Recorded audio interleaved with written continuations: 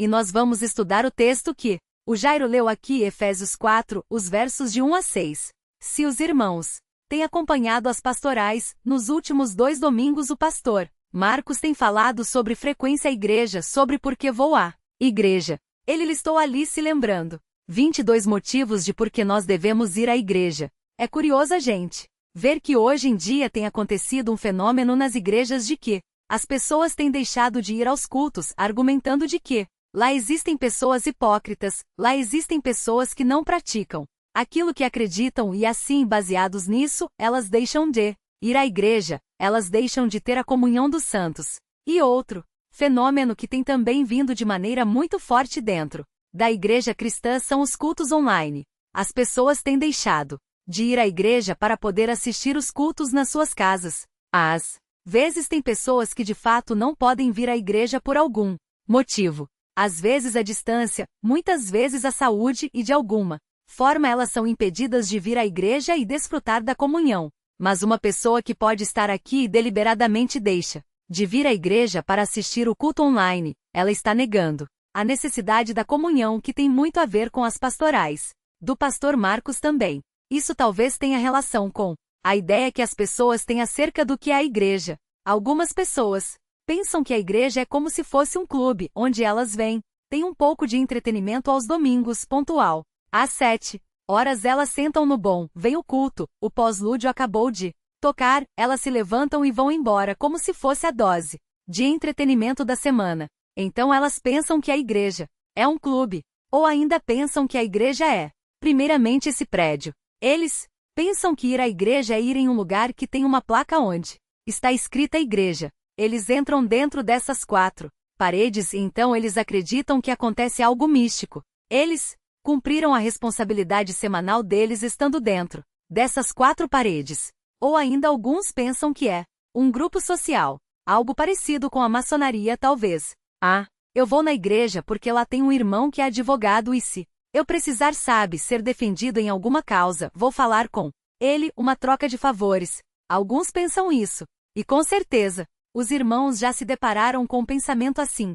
É algo muito comum hoje em dia. As pessoas esqueceram o que significa, de fato, a igreja. Esqueceram o seu valor e a necessidade do convívio cristão. A Bíblia diz que a igreja é a reunião dos santos. É neste lugar, na Igreja Batista Redenção, nesse prédio, que os salvos em Jesus Cristo se reúnem para adorá-lo ou para glorificá-lo. Mas o mais importante da realidade da igreja é porque ela está além dessas paredes. Trata-se de uma união coletiva onde nós, salvos por Jesus, nos reunimos para adorá-lo. É uma realidade espiritual que transcende essas paredes, que está muito além daqui, que se estende às nossas casas, que se estende às escolas, aos trabalhos, onde nós estivermos. Esse é o papel da igreja que não se limita somente, não é de forma nenhuma um clube, não se limita aos domingos, e muito menos se limita a esse espaço físico que nós estamos nos reunindo. Agora, a questão é que alguns dizem assim: tudo bem, a igreja é uma realidade espiritual, eu concordo com isso, mas então que eu posso ser crente da minha casa? Porque aí eu vou evitar problemas de discórdia, eu vou evitar problemas de briga, e isso vai fazer eu ser mais santo se eu assistir um culto online. A questão é que a Bíblia não dá margem para isso. A Bíblia sempre mostra o convívio cristão como sendo algo coletivo. A adoração cristã, ela existe, sim, no aspecto pessoal, onde nós estamos prestando culto a Deus, mas a Bíblia realça a coletividade deste momento. A igreja, ela é coletiva. Nós não podemos esquecer disso. Essas pessoas parecem que esqueceram disso quando pensam que podem ficar no conforto de suas casas e não estar em comunhão conosco. Elas não estão em comunhão com ninguém, apenas com a tela dos seus computadores. A Bíblia enfatiza isso. A Bíblia mostra o convívio cristão. E é sobre isso que eu gostaria de falar hoje, no texto que o Jairo Leó fez dos 4. E quando nós estamos aqui reunidos, nós podemos ver 2 coisas de maneira muito evidente. A primeira, nós podemos ver o corpo de Cristo em ação. Nós podemos ver os irmãos trabalhando. Nós podemos participar ativamente desse corpo. Nós podemos nos sentir parte desse grupo que foi salvo por Jesus. E além disso, nós podemos ver uma atuação especial do Espírito Santo no aspecto coletivo. Espírito Santo atua de maneira individual em nós, Nós somos santificados diariamente, mas quando nós estamos reunidos como igreja em comunhão, nesse convívio cristão, o Espírito Santo atua de maneira especial nos moldando, nos dando humildade e nos dando submissão, interesse pela vontade dos outros. Considerar os outros superiores a si mesmo não significa somente fazer isso no trabalho, na escola, mas significa fazer isso aqui também, dentro da igreja. Então, diante do texto que o Jairo leu, Efésios 4, eu gostaria de meditar especialmente no verso 3. Vou ler de novo o verso 3 para os irmãos. Efésios 4, 3. Esforçando-vos diligentemente por preservar a unidade do Espírito no vínculo da paz. Vamos ver o que esse texto nos diz a respeito do convívio cristão.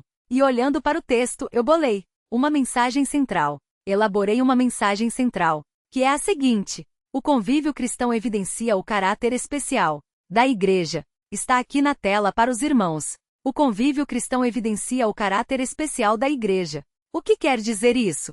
O convívio cristão mostra que a igreja não é simplesmente um clube. Mostra que a igreja não é simplesmente o espaço onde nós nos reunimos, mas que a igreja é muito mais do que isso. E nós vamos ver como o convívio cristão, através de Efésios 4.3, evidencia esses traços da igreja, que serão 3 traços, como nós vamos ver aqui no texto de Efésios 4. Então, quando nós falamos de convívio cristão, aquela expressão que está destacada ali, sublinhada, eu vou linkar aqui 3 características desse convívio. 3 características do convívio cristão, e nós vamos ver que cada uma dessas características evidencia como a igreja é diferente das concepções erradas que as pessoas têm e como a igreja é fundamental para a nossa vida. A primeira característica do convívio cristão é que ela exige esforço. Vejam o que diz o comecinho do verso 3, esforçando-vos diligentemente.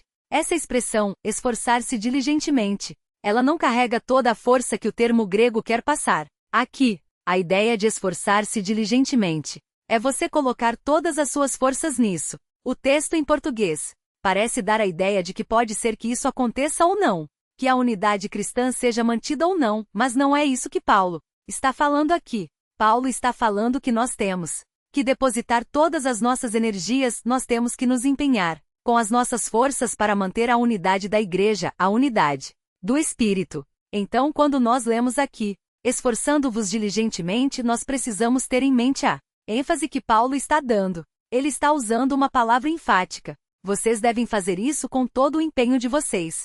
Se vocês repararem, o verso 3 não é o começo da sentença. Antes disso, no verso 2, Paulo começa uma linha de pensamento. Então vamos ver como esse esforço deve se mostrar de maneira prática. A carta aos Efésios funciona basicamente assim. Dos capítulos 1 ao 3 trata-se de doutrina, instruções doutrinares. E dos capítulos 3 até o final, trata-se de aplicações práticas dessas verdades que Paulo comentou nos primeiros 3 capítulos.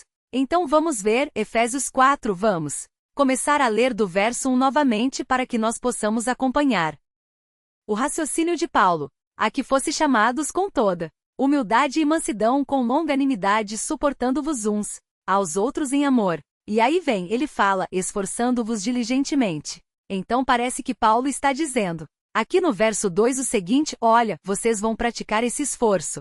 Vocês vão executar esse esforço da seguinte maneira: primeiro, vocês vão ser humildes. Vejam o verso 2 com toda a humildade. Quando nós pensamos em humildade, eu gosto de pensar como algo que você recebe, mas também como algo que você dá. Algo que é receptivo, mas também algo que é proativo. Porque eu acredito nisso?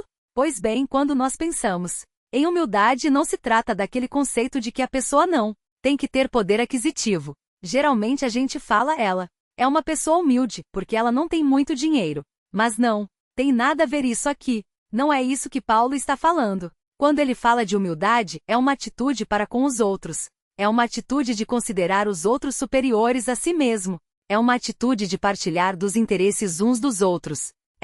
Parece que isso fica claro no texto de Filipenses 2. Abraham, lá em Filipenses 2, virar um pouco as páginas da Bíblia, nós vamos ver Paulo defendendo essa ideia da humildade. É uma maneira prática que exige esforço. A humildade, ser humilde, exige esforço da nossa parte. E Paulo vai dar aqui um panorama e depois ele vai dar um exemplo acerca da humildade cristã. Então vejam lá Efésios 2, os versículos de 3 a 8. Diz assim Felipe, pensa esses.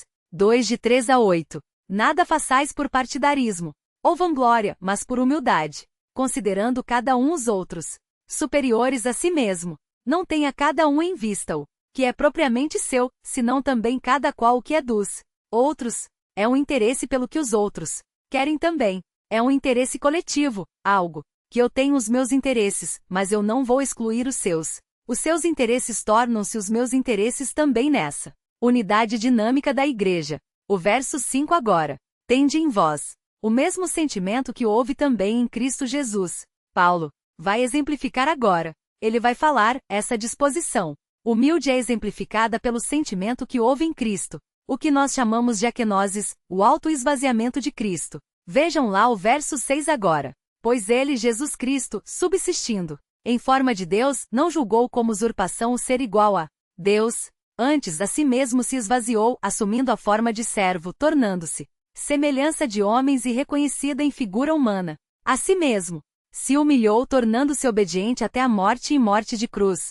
Paulo dá um exemplo de como nós devemos ter a disposição da humildade. A mesma disposição que houve em Cristo. O amor que houve em Cristo moveu a sair da sua glória a fazer-se homem e morrer no madeiro por nós. E Paulo fala, esforce-se por manter a humildade cristã. Isso é desesforço de nós, irmãos. Muito esforço. É difícil nós sermos humildes. Às vezes não necessariamente por orgulho, mas porque nós temos que nos esforçar, às vezes nos interessarmos por uma coisa que não nos afeta diretamente. Mas Paulo fala, esforce-se. Então, a primeira característica do convívio cristão é a necessidade do esforço. Mas o verso 2 continua, humildade e mansidão. A ideia aqui é aquela pessoa que não responde asperamente, é uma pessoa que está de fato submissa às respostas que recebe.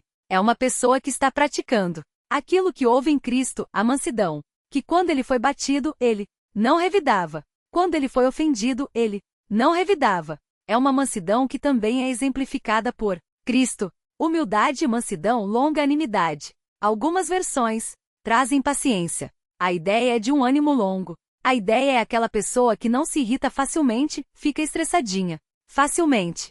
Sabe aquela pessoa que você fala um atorto e a pessoa já vira outra? Então Paulo fala não. Esforce-se para não serem estressadinhos também. Sejam pacientes, tenham um ânimo longo. A ideia de paciência não é somente isso, mas também tem a ideia de você não se precipitar em suas ações.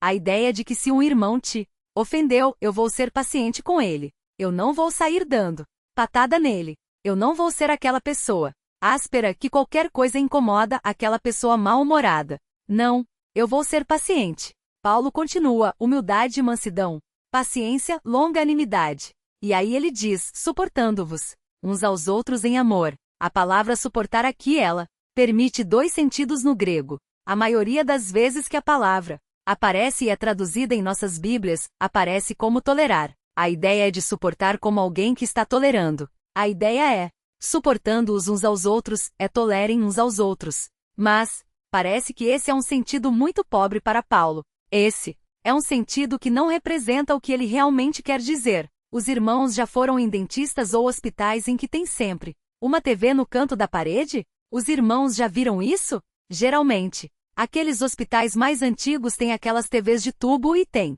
o suporte. Qual é o objetivo do suporte? Não deixar a TV cair, ok? Então vamos aplicar esse exemplo aqui. Quando Paulo diz suporte-se uns aos outros, vamos fazer a ilustração do suporte de TV. De fato, o suporte não está muito contente ali com aquela TV pedada de tubo em cima dele. Se o suporte pudesse falar, ele falaria, poxa, essa TV está um tanto quanto pesada. Compre uma TV de LCD para colocar em cima de mim que é mais leve. Mas existe um outro aspecto que a gente pode ver nessa ilustração. O suportar de manter alto.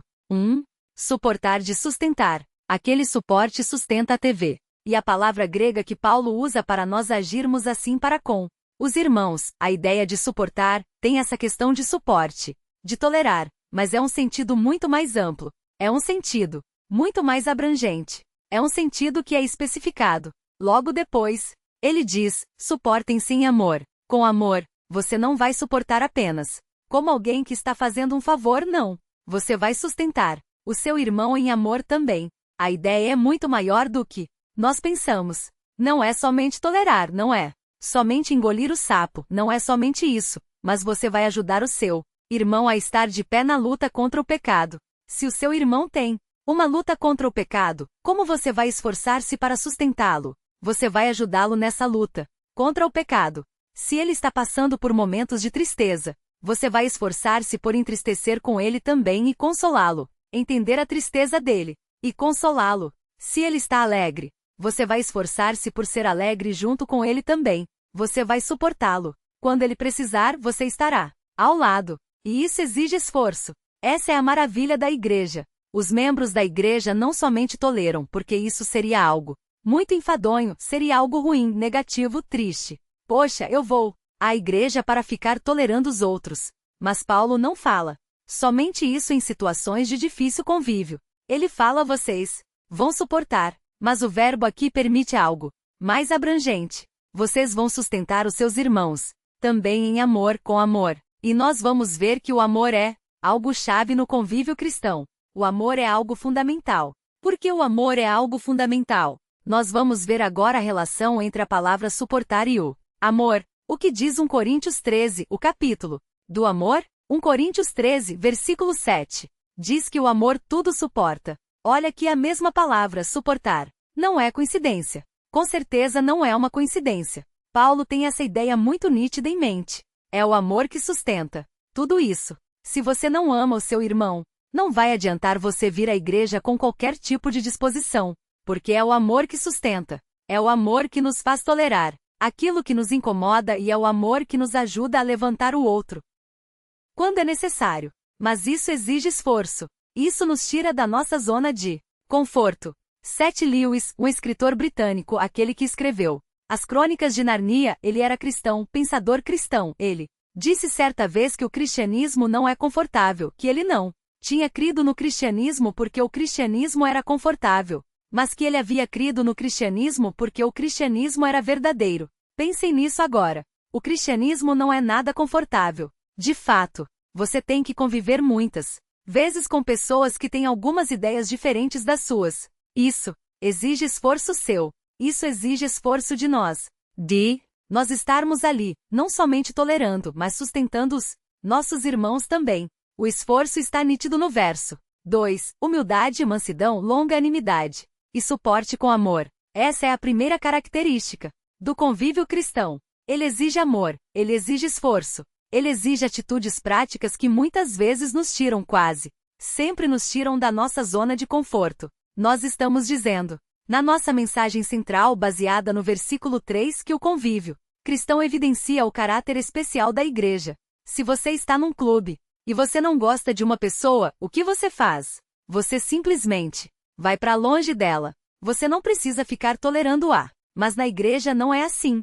Se você está apenas num prédio, você pode ir para outro canto do prédio. Mas na igreja não. É assim, porque a igreja tem um caráter especial. E a primeira característica é o esforço. Mas o texto continua. Vamos ver o que o texto diz depois do esforço. O verso 3. Efésios 4, 3. Esforçando-vos diligentemente por preservar a unidade do Espírito. Vejam, aqui a segunda característica do convívio cristão é que ele existe em unidade. A palavra grega aqui representa unanimidade também, unidade de pensamento. Nós representamos uma unidade, a igreja representa uma unidade. Nós estamos unidos em um laço, o laço de Jesus Cristo. Nós estamos unidos pelo Espírito Santo. É uma união, uma unidade. E Paulo fala a vocês, devem se esforçar para preservar esta unidade. Agora notem, é curioso aqui que não se trata de uma unidade matemática. Se nós pensarmos em uma unidade matemática, seria uma igreja formada apenas por uma pessoa. Sabe? 1, 2, 3 é matemática. É Trata-se aqui de uma unidade orgânica. O termo é fácil de entender. Unidade orgânica é aquela que não necessariamente tem relação com a matemática. Nós somos uma unidade, mas ao mesmo tempo nós somos diversos. Várias pessoas formam essa unidade. E Paulo não tem nenhum problema com isso. Ele fala, vocês são um. Vocês representam essa unidade, mesmo sendo vários. É interessante ele falar: olha, vocês devem preservar essa unidade. Por que será que ele usa a palavra preservar? Ele poderia usar a palavra esforcem-se por criar a unidade? Ele poderia usar a palavra esforcem-se por trazer à existência a unidade? Não. Sabe por que não? Porque não somos nós que criamos essa unidade. Essa unidade não parte de nós, essa unidade parte do próprio Deus. Vejam lá o que diz o texto de Efésios 2, os versículos 14 a 16. Vire aí uma página da sua Bíblia.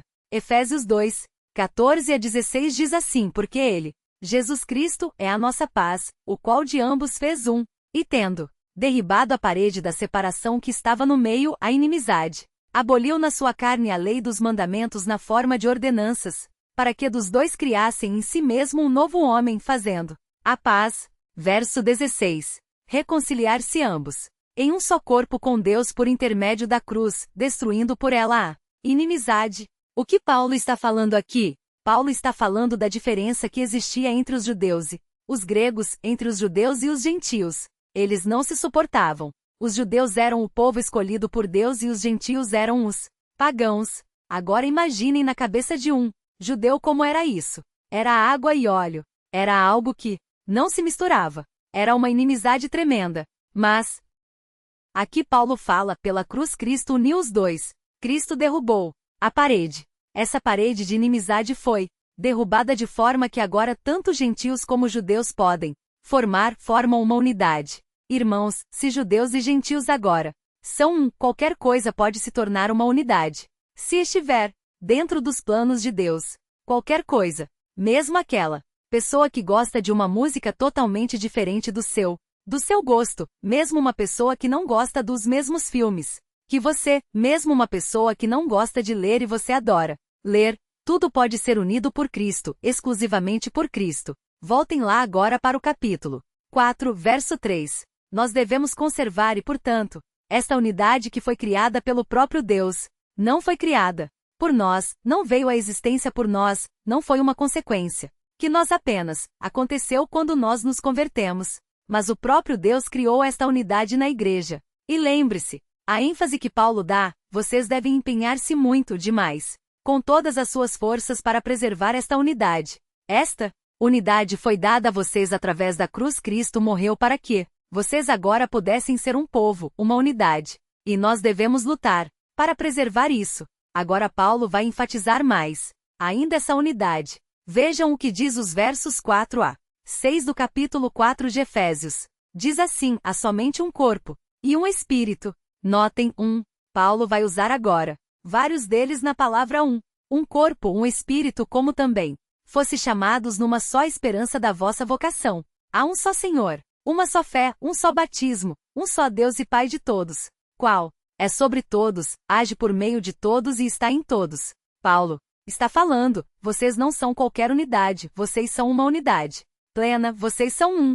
E Paulo vai enfatizar isso falando que nós temos a mesma fé, que nós somos batizados no mesmo Espírito, que nós temos um único Deus Pai, o qual age em nós. O Espírito Santo age em nós assim como age em nossos irmãos também. Assim como o Espírito Santo atua em mim, o Espírito Santo atua no Jairo, atua no Marcel. Uma unidade espiritual. Essa é a igreja, essa é uma característica fundamental do convívio cristão. E Paulo diz: esforce-se para manter isso, para preservar isso. Nem que sejam necessárias suas próprias vidas, mas mantenham isso, mantenham-se unidos, mantenham isso existindo entre vocês. E quando nós pensamos em unidade, parece que Paulo já usou uma ilustração parecida antes. No capítulo 1 de Efésios, ele diz que a igreja é o corpo de Cristo, e Cristo é o cabeça da igreja. Então parece que uma ilustração que Paulo sempre usa em suas cartas para se referir à igreja é o corpo físico. Vejam o que diz 1 Coríntios 12. 1 Coríntios 12 vai exemplificar essa unidade dinâmica da igreja, essa unidade orgânica. Nós vamos ver 1 Coríntios 12 dos versos 12 ao 20. Prestem atenção em como este princípio da unidade é ilustrado no texto de Coríntios 12 por Paulo.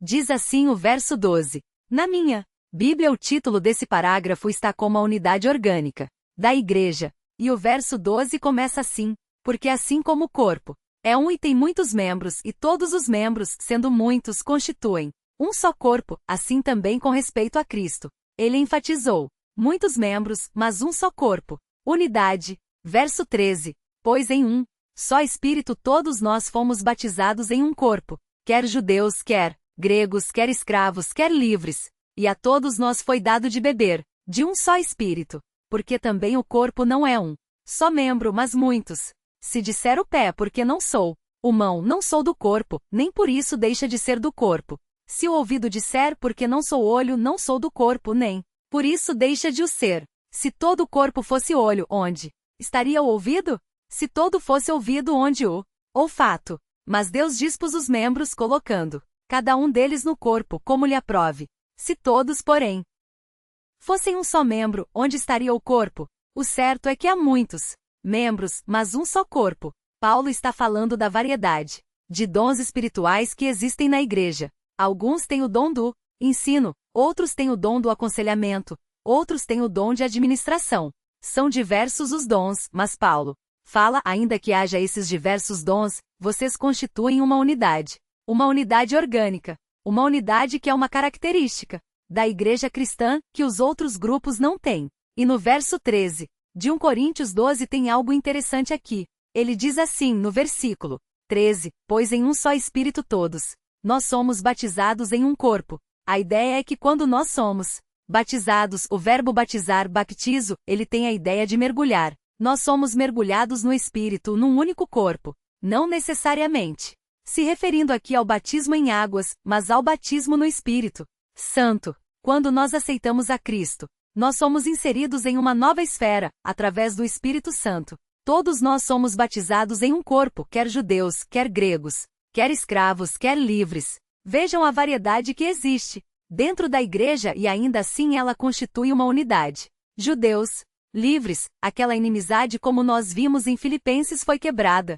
Pela cruz Jesus quebrou aquilo e agora nós somos um. Isso é uma característica fundamental do convívio cristão. Existe aqui, no Brasil, acho que existe no exterior também uma igreja chamada Bola de Neve. A proposta da Bola de Neve, dentre outras propostas antibíblicas, é que seja uma igreja voltada exclusivamente para jovens, tanto que o púlpito é personalizado. Para jovens, alguns pastores se vestem como jovens. O problema é se eles te vissem como uma missão para jovens. Nós temos cultos para os jovens, nós temos cultos para as crianças. Mas agora vejam, a igreja ela é diversa. Na igreja precisam ter crianças, precisam ter adolescentes, precisam ter jovens, precisam ter adultos, precisam ter idosos. Deus assim o quis. E essas barreiras de idade não impedem isso, porque tudo isso foi unido em Cristo. Nós somos batizados em um só Espírito. Agora pensem como isso é maravilhoso. As nossas diferenças são superadas pela atuação do Espírito Santo em nós. As nossas barreiras culturais, barreiras pessoais, elas são quebradas, sobrepujadas, superadas pela atuação do Espírito Santo que nos coloca em um único corpo. Mas as nossas diferenças não são abolidas. Os nossos dons, que são diferentes, continuam a ser exercidos de maneira diferente. Mas isso, ainda assim, constitui humanidade. Uma única fé. Jesus é o Salvador. Uma única igreja universal. Aqui, ou no Zimbábue, ou na Coreia do Sul, ou no Japão, todos nós, a Igreja de Cristo constitui humanidade. E é no convívio cristão que nós podemos vislumbrar isso de maneira especial. Irmãos, a igreja seria o local mais improvável para as coisas darem certo. Por quê? As pessoas que convivem são muito diferentes. Mas o Espírito Santo faz com que as nossas mentes estejam em comum acordo. E nós prossegamos para um único alvo. Isso exige esforço, como nós já vimos. A primeira característica exige esforço. Esforço para manter essa unidade. Seria ótimo se a igreja tivesse só São Paulinos. Mas ela tem corintianos, tem palmeirenses, tem santistas. E vejam, até corintianos e São Paulinos convivem em harmonia dentro da igreja, exceto em época de Libertadores, que aí fica difícil. Mas vejam como as nossas diferenças, por menores que sejam, isso é uma ilustração boba, simples, mas mostra como o Espírito Santo supera as nossas barreiras. Como o Espírito Santo sobrepunha aquilo que nos impede de estar em comunhão. E agora, com o Espírito Santo atuando em nós, nós podemos representar a humanidade. Mas isso exige esforço, porque nós continuamos ainda lutando contra o pecado. Nossa mensagem central é que o convívio cristão evidencia o caráter especial da igreja. 3 características do convívio cristão. A primeira, os irmãos podem ver aí, é que exige esforço. Sair da zona de conforto, se esforçar, empenhar-se, colocar todas as energias em cima daquilo. A segunda característica é a unidade. As instituições aí fora não têm a unidade que a igreja tem. É muito comum em empresas existirem aquelas palestras motivacionais, onde vai lá o CEO da empresa. Ele chega e fala: você faz parte dessa empresa, vista a camisa. Aquelas palestras que fazem você vestir a camisa da empresa mesmo. Mas essa unidade não chega nem perto da unidade que nós temos em Cristo. E essa é a segunda característica que evidencia como a igreja é especial. Mas o texto de Efésios continua: esforcem-se diligentemente por preservar a unidade do Espírito no vínculo da paz. Quando nós pensamos em paz, nós podemos pensar num ambiente pacífico. Nós estamos em paz. Espero que todos os irmãos estejam em paz aqui uns com os outros. Nós vivemos em paz. Existem igrejas que é impossível você entrar dentro, porque você acaba de entrar e alguém aqui da frente já começa a falar mal de você. Já começa a te atacar. Puxa isso de um lado, puxa isso do outro. São coisas que a Bíblia reprova. Mas ainda assim nós precisamos nos esforçar para que isso não aconteça em nosso meio. Exige esforço, mas nós vivemos em um ambiente de paz. A igreja desfruta de paz. Cristo nos uniu em um ambiente pacífico. Então, quando nós olhamos aqui para o vínculo da paz, nós podemos pensar sim nesse aspecto de um vínculo de paz entre nós. Um vínculo onde nós podemos desfrutar de comunhão de uma maneira tranquila, onde nós nos alegramos, onde nós compartilhamos aquilo que nos acontece, como nós fizemos aqui no momento de oração, onde nós podemos conversar alegremente, onde nós podemos dar risadas. Tudo isso é fruto da paz, sem dúvida. E graças a Deus, porque nós somos unidos nesse vínculo da paz. Mas eu acho que paz aqui talvez tenha um sentido um pouco maior. Não somente o ambiente, mas a paz que nós temos para com Deus. O vínculo da paz que nós temos para com Deus, ele se reflete em nossos relacionamentos com os outros. Nós temos agora paz para com Deus.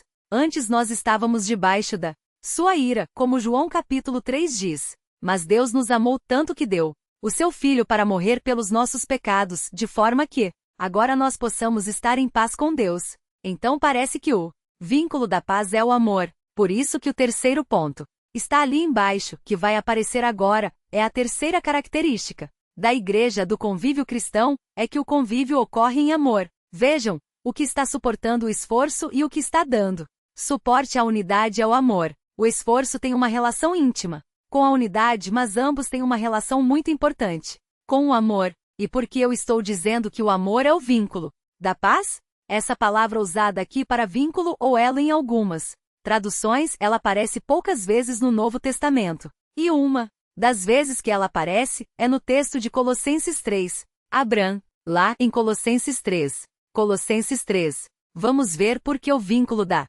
paz é o amor e, consequentemente, porque a característica do convívio cristão é ocorrer em amor. Vejam o que diz Colossenses 3, de 12 a 15. Revestir-vos, pois, como eleitos de Deus, santos e amados, de eternos afetos de misericórdia, de bondade, de humildade, de mansidão, de longanimidade. Opa, nós já vimos essas expressões antes. No capítulo 4, no versículo 2, Paulo usa também humildade, longanimidade. Então vamos trabalhar com paralelos, ok? Colossenses 3 e Efésios 4. Revestir-vos de tudo isso. Suportai-vos uns aos outros. Olha, essa palavra nós já vimos o que significa. E agora Paulo vai dar uma aplicação prática desse suporte. Ele vai falar: suportai-vos uns aos outros, perdoai-vos mutualmente caso alguém tenha motivo de queixa contra outro. É uma aplicação prática daquela ideia de tolerância, mas que deve acontecer em amor. Vejam o que diz agora depois que Paulo exemplifica essas ações. Ele vai dizer: assim como o Senhor vos perdoou, assim também perdoais vós. Exemplo prático como nós já vimos. E agora o verso 14 e 15 vai nos dar o porquê o vínculo da paz é o amor. Então prestem atenção, especialmente no 14 e no 15. Acima de tudo isto, porém, esteja o amor, que é o vínculo da perfeição. Seja a paz de Cristo o árbitro em vosso coração, a qual também fosse chamados em um só corpo. Seja agradecidos. Vejam o verso 14 em especial. Acima de tudo isso, porém, esteja o amor. Ele vai falar por quê. O amor é o vínculo da perfeição. O amor é o elo da perfeição. E por que o amor é o elo da perfeição? Nós temos paz para com Deus. Por quê? Porque nós somos bons demais. E Deus fez um ótimo negócio quando nos salvou? Porque Deus tinha medo da gente e por isso pediu bandeira branca? De forma alguma. Nós temos paz para com Deus porque Deus nos amou primeiro. E quando Deus derramou o seu amor sobre nós, então nós passamos a desfrutar de paz para com Ele. Os crentes desfrutam de paz para com Deus. E agora esse amor que foi derramado em nossos corações transborda em nossos relacionamentos. Aquela paz que nós temos para com Deus transborda em nossos relacionamentos também. Eu vou amar agora o meu irmão, porque Deus me amou. Eu vou perdoar o meu irmão assim, como o Senhor me perdoou. O nosso relacionamento vertical com Deus reflete diretamente nos nossos relacionamentos uns com os outros. Por isso o vínculo da paz é o amor, porque não somente através do amor nós temos paz para com Deus, mas através do amor nós temos paz para com os outros. Porque o amor de Deus que nós recebemos, nós passamos aos outros. E não somente aos outros fora da igreja, mas talvez principalmente aqui dentro, através dessa unidade. Então o amor suporta tudo isso. E além disso, o amor é prático. Quando nós pensamos em amor, a nossa sociedade hoje coloca como aquilo que os jovens sentem quando eles estão apaixonados. Ou quando os casais se sentem casados, acabam botando a lua de mel. Aquele sentimento, aquela paz, aquele amor bonito. A Bíblia não exclui o lado sentimental disso, mas a Bíblia apresenta algo muito mais prático. Na mentalidade judaica, honrar não é simplesmente você estar diante de alguém e prestar honras a ele. Na mentalidade judaica, amar é algo prático. Hoje, quando nós pensamos em amor, nós pensamos em coração, algo interno. O judeu, quando pensava em amor, pensava em mão, algo prático. Eu te amo, então vou fazer algo para você. Eu amo a Deus, então vou fazer algo. Eu vou agir. Eu vou me esforçar por isso. Então, quando nós vemos que o amor é o vínculo da paz, nós ampliamos a nossa visão sobre a igreja. Nós devemos praticar aquilo que nós recebemos de Deus. Nós devemos amar uns aos outros, no sentido prático. E Tiago fala isso. Tiago fala: não adianta nada o irmão estar passando fome e você falar que vai estar orando. Você vai falar que está orando. Não vai fazer a fome do seu irmão passar. Você vai demonstrar o seu amor de maneira prática. Portanto, o amor é prático. Na Escritura nós precisamos colocar isso na nossa mente. Os filmes hoje falam que amor é aquela coisa que acontece à primeira vista, quando o vento passa no cabelo da menina e o menino fica encantado. Amor não é isso. Pelo menos não completamente isso. Amor bíblico é muito mais. Se refere a ações práticas. E esse amor é o vínculo da paz. É aquilo que nos mantém unidos. É aquilo sobre o qual nós devemos alicerçar o nosso relacionamento. O amor não existe sozinho. Pensem na Trindade. Desde a eternidade, o Pai ama o Filho ama o Pai ama o Espírito num relacionamento de amor perfeito. O amor não existe sozinho. Você não pode amar. Você até pode amar a si mesmo se você for muito egoísta, mas isso não é amor bíblico. O amor bíblico acontece para os outros. Eu preciso de alguém que seja objeto do meu amor, que seja alvo do meu amor. Eu preciso derramar o meu amor sobre os outros. Por isso essa ideia da praticidade do amor. Nós precisamos ter isso em mente. E além de tudo isso, o amor, que é o vínculo da paz, ele é a nossa marca registrada. Os cristãos, eles sempre foram representados, eles sempre se destacaram por causa do amor que eles tinham uns pelos outros. Desde a igreja antiga, os incrédulos falavam: olha, eu não sei o que acontece ali, mas aquele pessoal se ama. Olha, eu não sei como aquilo pode acontecer, mas aquele pessoal tem um amor que eu não consigo entender. Um amor tão intenso que quando chega na segunda-feira nós vamos tristes para o trabalho, para a escola, não porque é segunda-feira, mas porque vai demorar 5 dias para nós estarmos de novo em comunhão com os nossos irmãos. É um amor intenso que se demonstra de maneira prática, que se demonstra fora de nós em ações. Isso é nossa marca registrada. E o próprio Jesus disse isso no texto de João. Abra em João 13. João 13, versos 34 a 35. o novo mandamento. João 13 versos 34 a 35.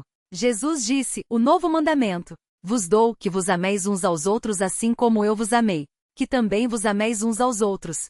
Nisto conhecerão todos que sois os meus discípulos, se tiverdes amor uns pelos outros. A ideia é que o amor é a nossa marca, amando-nos, quando nós nos amamos. Com o ideal bíblico, o mundo lá fora bate o olho e sabe. Aquelas pessoas têm algo especial. Aquelas pessoas têm algo que eu não consigo entender. Por quê? Eles têm amor uns com os outros. E alguém fala, ok, mas Jesus está dando um novo mandamento aqui. A ideia do novo mandamento, na verdade, amar aos outros, é um mandamento que na mentalidade do judeu já era muito fixo. Porque em Deuteronômio Deus falou, ama-se uns aos outros. Mas a cláusula de novo mandamento não está no mandamento em si, porque o Antigo Testamento já contemplava isso. A ideia é que o novo mandamento está no exemplo. Jesus diz, eu vos dou um novo mandamento que vos ameis uns aos outros assim como eu vos amei. Está exemplificado, personificado como é o amor cristão. É um amor sacrificial. Assim como Jesus doou-se por nós, assim como Jesus morreu numa cruz por nós devemos nos doar, nos sacrificar pelos nossos irmãos. E esse é o aspecto novo que é dado a este mandamento de João 13. E essa é a nossa marca. Essa é a característica da igreja. Uma característica que nenhum outro grupo tem. Nenhum time de futebol tem tanto amor quanto a igreja, se é que tem amor. Nenhum grupo político, partido político tem esse amor, porque é um amor que provém de Deus. E só nós temos isso. É algo exclusivo. É algo que nos une e algo que nos dá ânimo para que nós nos esforcemos para manter aquela unidade. Por isso eu disse na mensagem central que o convívio cristão, este momento que nós estamos tendo aqui, o momento do cafezinho não é somente uma instituição social, é importante também. O momento do cafezinho é onde nós podemos procurar um ou dois irmãos conversar com eles sobre coisas que nós não podemos conversar ao longo do culto. O momento do cafezinho é muito importante e ele evidencia as características especiais da igreja, que nós vimos aqui, no texto de Efésios 4, que são 3. Esforço, a unidade e o amor. Se nós temos isso em mente, nós não vamos pensar em negligenciar o convívio dos santos. Nós não vamos ter uma ideia equivocada acerca da igreja. Nós não vamos deixar de sair das nossas casas no frio e vir à igreja. Nós não vamos ficar contentes e ver um culto online. Algumas pessoas realmente não podem vir, mas em tudo que nós pudermos fazer, nós vamos nos esforçar para estar aqui com o povo de Deus Santo. Isso se harmoniza perfeitamente com aquilo que o pastor Marcos falou nas últimas duas pastorais, os motivos pelos quais nós vamos à igreja. Quando nós pensamos em aplicações, pensei em duas principalmente. A primeira é que algumas pessoas dizem que não vão à igreja porque lá existe muita mentira, lá existe muita fofoca, lá existe muito tudo de mal dentro da igreja. No mundo não. No mundo não tem fofoca, no mundo é lindo. Agora a igreja, meu pai amado, a igreja tá perdida. Algumas pessoas que dizem isso esquecem do que nós acabamos de ver, esquecem a unidade que transcende as paredes daqui, a unidade que transcende o individual e adentra o coletivo. As pessoas esquecem disso. Então, para uma pessoa que disser isso para você, você vai fazer ok. Se você não vai na igreja, então você vai ler Efésios 4 na sua casa, tá bom? Você vai ler Efésios 4 e depois você vai ler 1 Coríntios 12 também. E leia Colossenses 3 também, porque afinal de contas, se você não vai à igreja, você vai ter bastante tempo para ler a Bíblia. Isso mostra o quanto nós devemos valorizar esse momento. Essas pessoas não compreenderam ainda perfeitamente o porquê nós estamos reunidos aqui. Isso não é algo que acontece para o nosso entretenimento. Isso é algo que acontece para que nós glorifiquemos a Deus, para que nós obtenhamos conhecimento de Cristo e assim façamos isso através da comunhão, através do convívio cristão. E uma outra aplicação é referente à unidade da igreja. Pensem nas reuniões disciplinares que nós temos aqui. Muitas vezes em reuniões dessas, trata-se apenas da disciplina de um indivíduo, mas a igreja inteira se envolve naquele processo disciplinar. Por quê? Porque a igreja é chata? De forma nenhuma. Porque o seu pecado, o meu pecado, afeta a unidade da igreja. Nós não precisamos ir muito longe. Olhe para você mesmo, assim como estou olhando para mim. Muitas vezes quando nós pecamos, nós esquecemos dessa unidade da igreja. Poxa, se eu sou um membro do corpo de Cristo, tudo aquilo que eu fizer que prejudique o corpo vai ter efeitos catastróficos. Recentemente o Ivan Venturini fez um corte no dedo, e ele rompeu alguns ligamentos,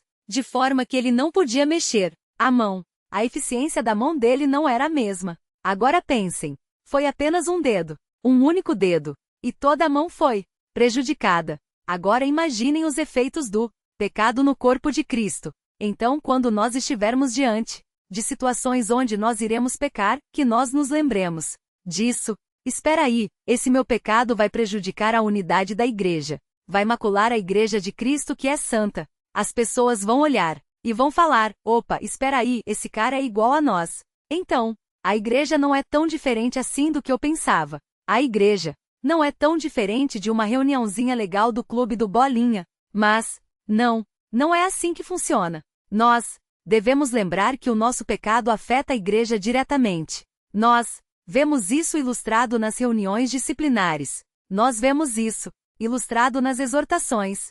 Nós vemos isso ao longo das cartas de Paulo. Paulo dizendo para a igreja: olha, vocês têm que parar de fazer isso, porque isso está prejudicando a igreja. Olha, não vos enganem, as más conversações corrompem os bons costumes. Olha, vocês foram dessas pessoas. Não se associem com elas. Ordens que se referem ao indivíduo, mas que afetam a igreja inteira, afetam a unidade da igreja. Que nós possamos nos lembrar dessa mensagem central em nossas vidas, não somente aos domingos, quando alguns irmãos pegam a Bíblia empoeirada e trazem à igreja, só para bater cartão, porque o convívio cristão tem um valor imensurável. Cristo nos salvou para que nós sejamos um povo santo a Ele, para que nós possamos ser um povo redimido pelo seu sangue em comunhão, e que nós desfrutemos dos efeitos benéficos disso, porque o convívio cristão evidencia o caráter especial da igreja, e faz isso com 3 características. O convívio cristão tem 3 características que exaltam essa especialidade da igreja. O primeiro ponto é que exige esforço. A segunda característica é que nós não podemos esquecer que nós somos uma unidade. A igreja é uma unidade, nós precisamos lembrar disso. E o terceiro ponto é que tudo isso é unido, é amarrado pelo amor, que é a nossa base, é o nosso suporte. Agora eu vou pedir para o pessoal da projeção tirar a projeção, e da última vez eu sempre pergunto para os irmãos, mas hoje eu deixei uma colinha na lousa ali para vocês, então eu gostaria que os irmãos lembrassem mais ou menos da mensagem central. Será que nós conseguimos lembrar sem a colinha? Então o convívio cristão evidencia o quê? O caráter especial da igreja. De novo, o convívio cristão evidencia o caráter especial da igreja. E nós vimos 3 características. A primeira característica que exige sair da nossa zona de conforto, atuar. Segunda característica, eu não escutei direito, unidade. Pois bem, é uma unidade, nós somos uma unidade em Cristo, nós somos um corpo, somos vários corintianos, palmeirenses e são paulinos, mas nós somos um único corpo em harmonia, em unidade. E a terceira característica é que tudo isso ocorre sobre o amor. A nossa base é o amor cristão, aquele amor sacrificial, ilustrado pelo próprio Cristo, em nossas vidas. Que nós nos lembremos disso e que assim nós valorizemos os nossos domingos, as nossas quartas, os nossos sábados, todos os momentos em que nós pudermos estar junto com os santos, porque aquilo evidencia o caráter especial da igreja. Vamos orar? Santo e poderoso Deus, obrigado porque o Senhor nos comprou pelo seu sangue e obrigado porque o Senhor quebrou todas as barreiras que nos impediam de nos relacionarmos entre nós. Obrigado porque através da atuação do seu Espírito nós podemos ser um único povo, uma unidade. Mas, Senhor, nós sabemos que isso exige esforço de nós porque a sua palavra o diz e nós vemos isso na prática. Dá-nos, por favor, um espírito humilde, manso, sereno, longânimo, e que assim nós possamos suportar uns aos outros, não somente no sentido de tolerância, mas que nós possamos sustentar os nossos irmãos em amor, que é o vínculo perfeito, que demonstra o amor que o Senhor derramou em nossas vidas, Pai, e que nós possamos transbordar este mesmo amor uns para os outros, e que assim nós valorizemos cada minuto, Pai, que nós temos juntos no domingo, no sábado, na quarta, onde nós estivermos reunidos como igreja. E que isso nos alerte, Pai, de que o nosso pecado afeta essa unidade orgânica, essa unidade fundamental, essencial à igreja e que evidencia a sua glória e que existe para a sua glória. Essa é a nossa oração. Em nome de Jesus. Amém.